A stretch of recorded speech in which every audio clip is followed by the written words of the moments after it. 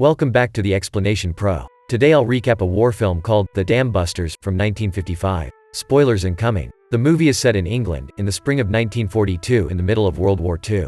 A doctor arrives at a house and meets Barnes Wallace, a man who's testing and calculating what seems to be the power of a projectile of some kind. He's marking and measuring as much as he can. Then the doctor gets inside the house to check the health of Wallace's daughter. Wallace says he will meet them inside in a matter of minutes, and he keeps on testing his experiments. Inside the house, the doctor checks the child and finds she's in good health. The mother of the child, Wallace's wife, asks the doctor to check on Wallace's health too. She says Wallace has been working non-stop for too many days, and last night he didn't even sleep. She's worried about his condition. The doctor says he'll see what he can do. Then, Wallace gets inside the house. Both the doctor and Wallace go out and listen to the raid planes flying over the sky, defending the country. The two of them get back inside once more, and Wallace shows the doctor some blueprints of the project he's working on. Wallace tells the doctor that it takes the Germans 100 tons of water to make a ton of steel. The Germans have water reservoirs that hold 400 million tons of water, which means that they have enough resources to manufacture as many weapons and vehicles as they want. Wallace says he's working on a plan to destroy the dams holding the water, not only to private the Germans from resources but also for such water to destroy their heavy industry. Wallace wants to drop a bomb on these dams and blow everything up.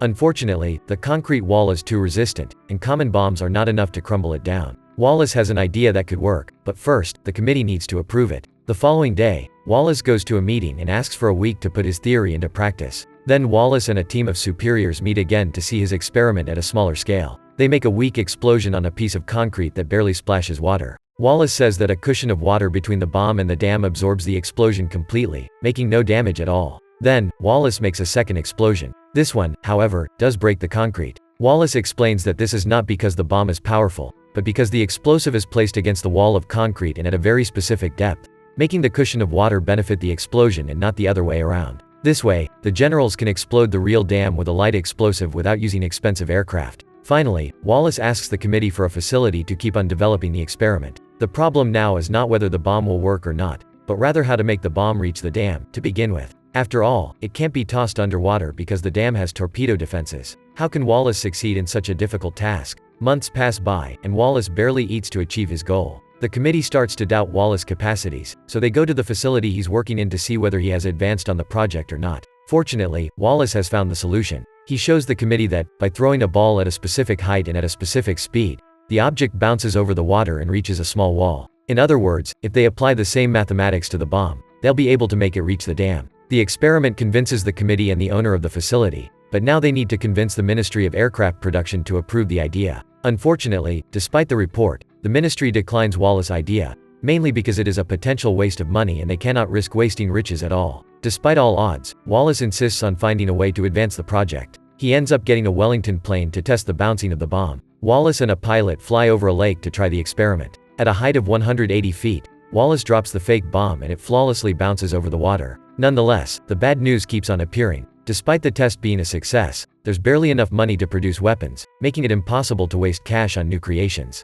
But Wallace's determination is stronger. He convinces his friend Mutt to arrange a meeting with the director of the Ministry of Aircraft Production, Marshal Arthur Harris. Mutt hesitates at first but ends up agreeing. Mutt and Wallace meet Harris at his office. Harris has read the report on the bomb but seems a bit skeptical about it. Wallace, however, brought with him some films of the experiment, so Marshal Harris can see with his own eyes that the plan is likely to work. Will Wallace convince the directives once and for all? Sadly, it seems he didn't. Wallace returns home and tells her wife that Harris liked the plan, but the committee got tired of dealing with Wallace's failures. His wife tells Wallace that the ministry called and wanted to see him the next morning anyway. Wallace is reluctant to attend the meeting, thinking that they will make fun of him, but accepts the invitation in the end. The next day, Wallace finds out that the committee didn't disapprove of anything. On the contrary, the Prime Minister believes the project will work, and he gave the permission to put it into action. They tell him that the bomb needs to be dropped in May when the water tide is low. This means that Wallace has 2 months to put theory into practice. Meanwhile, Marshal Harris tells one of his men that they need to form a squadron of pilots for the mission and that Gibson should be the pilot in charge. We find a scene of Gibson returning from a mission. He's greeted by his dog. Gibson drives to a meeting where he is told that he will be commanding an important mission. However, they can't tell him the target or the ultimate goal of the mission. Gibson selects the pilots that will form the squadron. Once the team is formed, Gibson tells them about the mission. 0 hours 39 minutes and 22 seconds. Needless to say, Gibson barely could tell them what the mission is about since he doesn't know either. The only thing he said was that the pilots will need to fly at a very low level. While the pilots start their training, Gibson and Wallace finally meet in person. Wallace tells Gibson that his team will be dropping bombs, shows him the films of the experiment, and vaguely explains the mathematics and logic behind the event. Gibson says that it's difficult to tell whether his team will be able to fly at such a low height, but he'll do his best. Later, Gibson is discussing with a superior a relevant issue. Since they will be holding the mission at night, they won't be able to measure the distance between the plane and the water. In other words, considering that the planes need to fly so close to the water, there's a high risk of crashing against the surface in such a dark environment. Then Gibson and the committee meet with Wallace to see a test of the bomb dropping. Unfortunately, the fake bomb shatters into pieces as soon as it hits the water, which means that the plan is not ready yet. Wallace asks for a couple of days to test the dropping once again, and although the committee agrees, they keep on disbelieving Wallace's skills. Gibson believes in Wallace's proposition but still wonders how will they be able to light their way in the dark. He opts to relax for a while and goes to a dancing show. While watching one of the singers being illuminated by 2 theater lanterns, Gibson gets an idea. He eventually puts 2 similar lanterns on one of the planes and tests them at night. He discovers the lanterns flawlessly light the distance between the plane and the water, which means that they don't need to worry about that issue anymore. Unluckily, Wallace keeps testing the bomb dropping with no successful results, so the committee doubts even more. Not to mention, they have only a month before the mission starts. Wallace has one last week to make his plan work. So, he decides to try a different approach. Wallace concludes that the structure of the bomb is not the problem, but the dropping is. Thus, he asks Gibson if he could fly at 60 feet instead of 150. It's too low, but Gibson promises he will give it a try. Later at night, the pilots try flying at 60 feet above the water levels. It's a dangerous feat, but they succeed in the end. So, the committee meets for the last time at the testing. Do you think it will work this time? Fortunately, it does. The fake bomb bounces over the water as it was expected from the beginning. The committee congratulates Wallace and agrees on the manufacturing of the real bombs. 1 hour 8 minutes and 17 seconds, Gibson's team meets for a final reunion before the mission. Gibson describes the rest what the goal of the mission is and that they will attack the dam in 3 waves of 9 aircraft each. Also, he explains that no other plane will be flying considering it's a full moon, which means that they should be relatively safe. However, they'll still need to fly low so as not to be detected by the enemy. While Gibson is at the meeting, his dog tries to sneak in. However, every general lead the dog somewhere else. The dog looks for his owner everywhere. Unfortunately, he ends up in the middle of the route, and a car runs over it. When the meeting's over, Gibson gets the news of his dead dog. He swallows the bitter news with no joy at all, but he's still determined to focus on the mission. Everyone's ready for the mission. Planes, pilots, bombs, everything is in place. Gibson asks a commander to bury his dog outside his office. He wants it to be done at midnight, so it coincides with the beginning of the mission.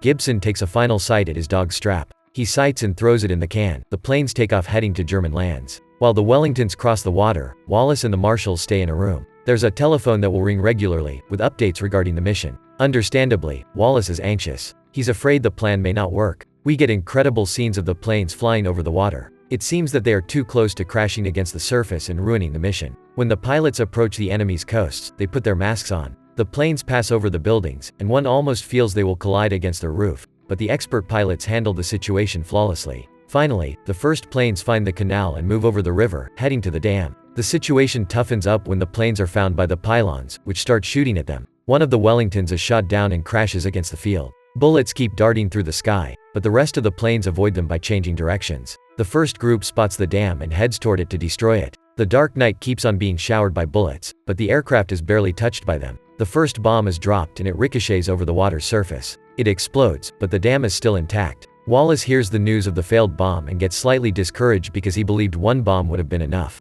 The second bomb fails even more because it's dropped too late and explodes various meters away from the dam. Not only that, but the plane that carried the explosive blows out in the air, killing the pilot. It seems that despite the efforts, the mission will be a complete failure. The third plane drops another bomb while avoiding bullets in the air. The bomb bounces and explodes even louder than the first one, but the dam is still standing. Wallace and the marshals are about to lose all hope. The fourth bomb is more powerful still because it makes water splash over the dam. But once again, the dam remains in its place. Luckily, the fifth bomb hits the target and the ram shatters into pieces. The news reaches the headquarters and everyone celebrates. But the mission is far from being over. There's still one last dam to be destroyed to fully flood German lands. There are just 3 bombs left. Will they be able to make it? The first plane fails but drops no bomb at all since they were too high and passed over the dam. The second plane hits the target but is unable to break it. On top of that, the plane crashes against a hill. There are 2 bombs left only, but it seems that that's more than enough, because with just one of those, the dam receives a critical hit and crumbles down. In the headquarters, Marshal Harris tells Wallace he didn't believe in the plan,